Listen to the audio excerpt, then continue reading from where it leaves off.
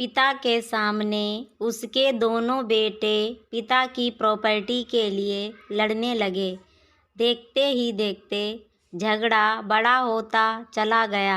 ऐसी परिस्थितियों में पिता का रिएक्शन बड़ा आश्चर्यचकित करने वाला था, क्योंकि बेटों को लड़ता हुआ देखकर वो ज़ोर ज़ोर से हंसने लगा। दोनों बेटों का ध्यान जब अपने पिता पर गया तो उन्हें लगा शायद सदमे से उनका बाप पागल हो गया है। दोनों ही बेटे बाप के पास दौड़कर आए। बेटों ने अपने बाप से पूछा, वह क्यों बेवजह हंस रहे हैं। उनके सामने उनके दोनों बेटे आपस में झगड़ा करते देखकर भी वह कैसे रह सकते। पिता ने मुस्कुराते हुए कहा, मैं इसलिए हंस रहा हूँ क्योंकि तुम दोनों बड़ी तुच्छ चीज़ों के लिए लड़ रहे हो।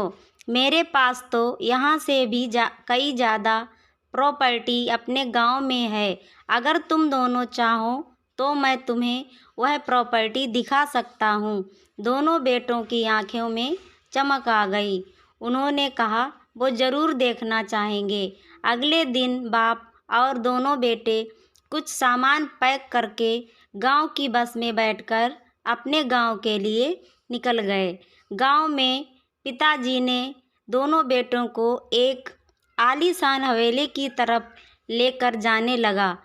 वह जैसे जैसे उस हवेली के करीब पहुंचते गए तो उन्हें हवेली का असली रूप नज़र आने लगा, जो अब खंडर में तब्दील हो चुकी थी। हवेली के पास पहुंचकर बाप हवेली के बाहर बैठकर फूट फूट कर रोता देखकर बेटों ने उसे चुप कराने की कोशिश की और पूछा कि वह क्यों रो रहे हैं।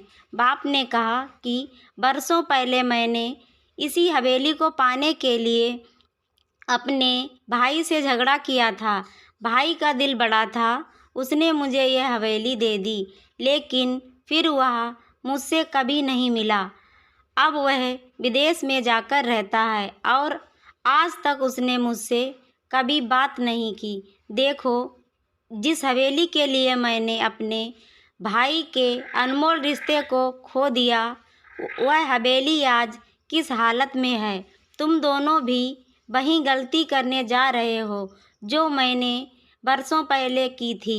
तुम दोनों भी उन्हीं तुच्छ सी चीज़ों के लिए लड़ने लगे हो जिनकी आगे चलकर रिश्तों के मुकाबले कीमत शून्य होगी। यदि मेरी कहानी आपको पसंद आए तो मेरे चैनल को सब्सक्राइब ज़रूर कीजिए।